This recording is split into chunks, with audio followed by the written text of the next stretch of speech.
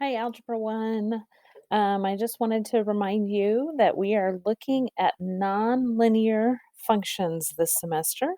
And so the first one we're looking at is exponential functions. Now, we spent a few weeks talking about the properties of exponents and how exponents work. So hopefully you're starting to feel more and more comfortable with that. And so now we move into the applications. What do exponential functions look like and those kinds of things? Mr. Jordan shared with you last time about scientific notation. That is one real life place where we see exponents at work. And so today we're going to just take a step back a little bit and look at, in general, what does an exponential function look like? And so our objectives for today are to be able to discuss the major components of what an exponential graph looks like. Remember, we said it's nonlinear. And then also be able to determine, given different kinds of information, whether a linear or exponential equation is the best model for the situation. So let's jump right in. We're going to start just with a little exploration. So I have graphed 4 different exponential functions here. I know they're exponential because I have a variable in the exponent position. And so what I'd like for you to look at first is I'd like for you just to make some noticings. So just take a look at it and see if you can come up with 4 or 5 things that you notice about this graph.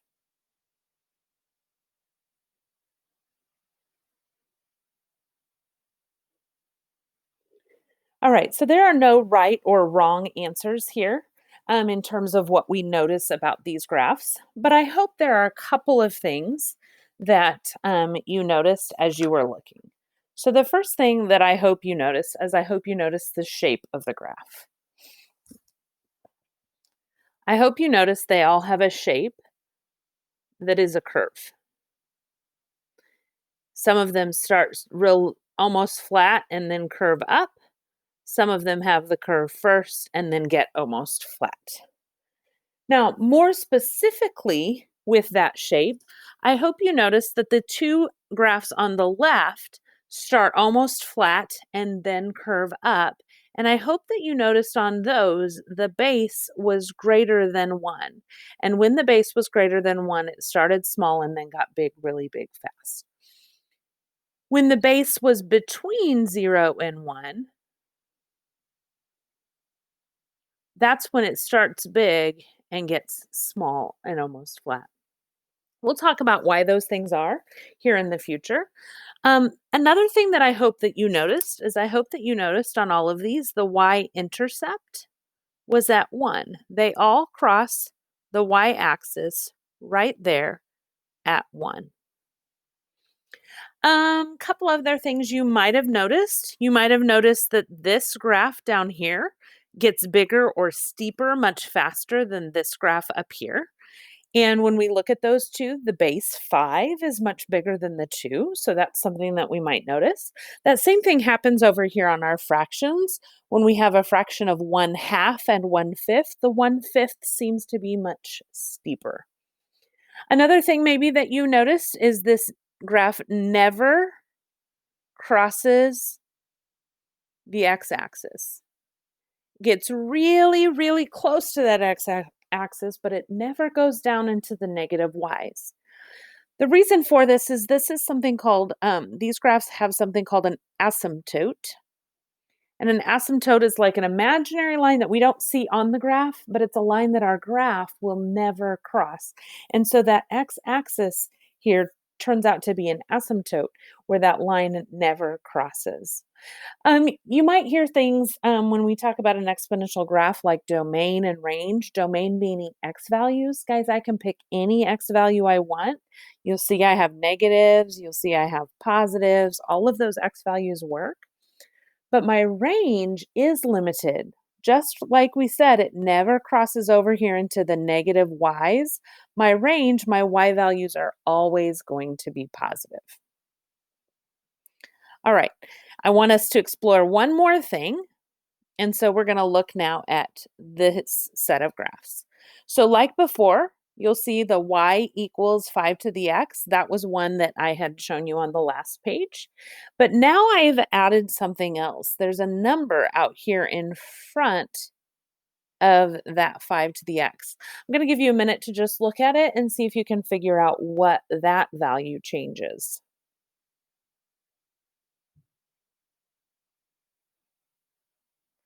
All right, so I hope you've seen it. When I have a 2 out here in front, do you see that my y-intercept is now at 2? And when I have a 1/2 in front, my y-intercept is now at 1/2. That number out in front changes the y-intercept to that number.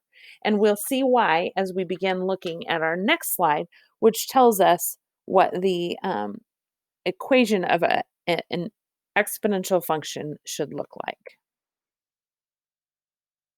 So an exponential function is a product, meaning it's a multiplication of the initial amount, that's the a or that first number, and then a constant ratio. Now, I call it oftentimes instead of a constant ratio, I often call it a constant multiplier. So you might hear that as well, the constant multiplier. What we're used to with a linear function is we're used to a constant difference. So we add 5 each time or we subtract 17 each time. But with an exponential, we're going to be multiplying by the same number over and over and over again. So y equals, or f of x equals ab to the x. That's what we need to know. That's the general form for an exponential function.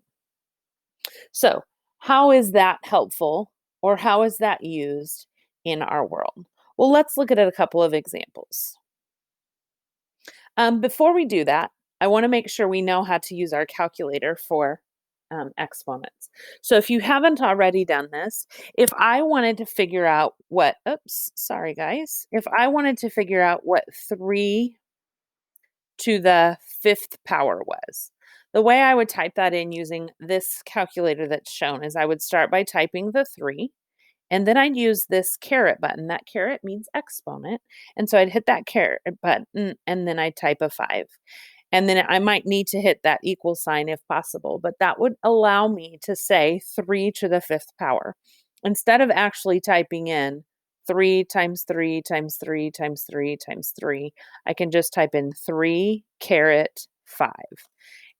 If your calculator is different than this one, you may need to explore just a bit with that until you can figure out how that actually works. Okay, so let's look at our first example now. All right, this says a network administrator uses the function f of x equals 5 to the x power to model the number of computers a virus spreads to after x hours. If there are 1,000 computers on the network, about how many hours would it take for the virus to spread to the entire network? So before we start this, would you just take a minute and take a guess? How many hours will it take for all 1,000 computers to be affected by this virus?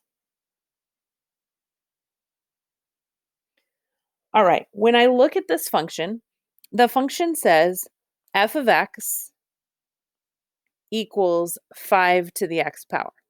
Now you'll notice there's nothing out there in the a position, so that means it's a 1. And the reason it's a 1 is because we're starting with one computer. The initial amount is one computer has the virus. And so in order for me to figure out how many hours it's going to take to get to the 1,000 computers, the picture over here on the right gives me a little bit of a picture. Because it's a 5 to the x, that means the one computer in 1 hour is going to affect 5 other computers.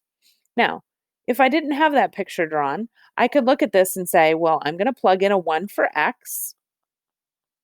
And if I put in a 1 for x, I get 5 to the first power, which is just a 5. So after 1 hour, 5 computers have the virus. Do you see that here in the picture? Now, each of those computers in the next hour is going to give it to 5 more computers. And so in the second hour, I can take 5 to the second power, and now 25 computers have the virus in 2 hours. I can continue this on trying 3, 5 to the third, and I find out in 3 hours now 125 computers have this virus. Now, I don't have to put everything in my table, so whatever number you guessed as to how many hours, you could take 5 to that power and see what happens. But I think what you're going to find is it happens pretty quickly. So if we plug in a 4, we could take 5 to the fourth power, and 5 to the fourth power ends up being 625. So more than half the computers have this virus in 4 hours time. And when I go to the fifth power, 5 to the fifth power, I end up getting an answer of 3,125 computers. That means somewhere in that fourth and fifth hour, somewhere between that fourth and fifth hour, all 1,000 computers are going to be infected with this virus. Now, again, I didn't have to try every number on that table. I could jump around, but as soon as I get too big, I know I need to back off a little bit to find that answer. All right, moving on to the next problem. Same kind of problem. This time they're just giving us information in a little bit of a different way. It says, what's the written form of the function represented by this table? So again, the first thing I'm looking at is this information exponential? So I'm looking for, do my x's all go up by a nice common number? They look like they all go up by ones. And do my y's all go up by a common number? And they do, but this time it's not by addition, it's by multiplication. I'm multiplying by 3, multiplying by 3, multiplying by 3, multiplying by 3. And when I see its multiplication, then I know it's going to be a function in the form of f of x equals a times b to the x. Remember, A stands for the initial amount and B stands for the common multiplier. So the initial amount always happens, let's write this down, the initial amount always happens where x is equal to 0. So over here, I see x is equal to 0, then y must be 4. So 4 is my initial amount. Then because my common multiplier is 3, that's going to be the base of my exponential function. And my function is going to be f of x is equal to 4 times 3 to the x power. Problem 3 down below is exactly the same problem. They've just given us the information as a list of ordered pairs instead of as a table. But you could absolutely write these as a table if that's more comfortable for you. But our function again is f of x equals a times b to the x. A is the initial amount, or where x equals 0. So in this case, that's a 3. And then B is what's the common multiplier. So when I look going from 3 to 12, I multiplied by 4. Going from 12 to 48, again, I multiplied by 4. From 48 to 192, I multiplied by 4. So my common multiplier is 4. So in this case, my function would be 3 times 4 to the x power.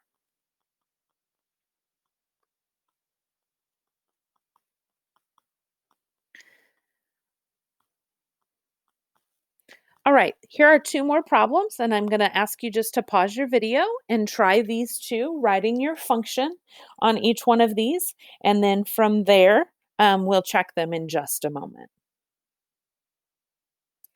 All right, so on A, I hope you saw the initial amount was at 8. So f of x equals 8 times, and then it looks like I'm multiplying times 2, times 2, times 2, times 2. So 2 would be my base to the x power. Now, B is a little bit trickier. I hope you were able to see the initial amount is at 27, so y is equal to 27 times. But this one's a little trickier in terms of what happens with that y value. Because when I look at 1/3 to 3, that looks like I'm multiplying by 9. And 3 to 27, again, I'm multiplying by 9. But then when I go 27 to 81, that's only multiplication by 3. And 81 to 243, that's only multiplication by 3. So if they're not all the same, I have to really consider, is this truly an exponential function? But if you look at your x's here, guys, do you see how I'm going from -4 to -2? That's going up by 2. So I'm making 2 jumps here. So do you see if I made 2 jumps of times 3 and then times 3 again? That would get me my multiplication by 9. Same thing here. When I go from -2 to 0, I'm making 2 jumps. And so times 3 gets me that multiplication by 9. However, when I get to this next step, now I'm only making 1 step. So it's a multiplication of 3. So my base is a 3. So my function would be 27 times 3 to the x power.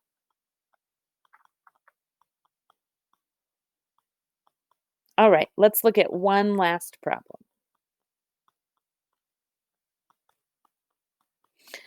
All right, this last problem states that Talisha is going to give some money to a charity, and she's given two different options or ways of doing that. Our question is, if you were the charity, which option do you hope Talisha would choose?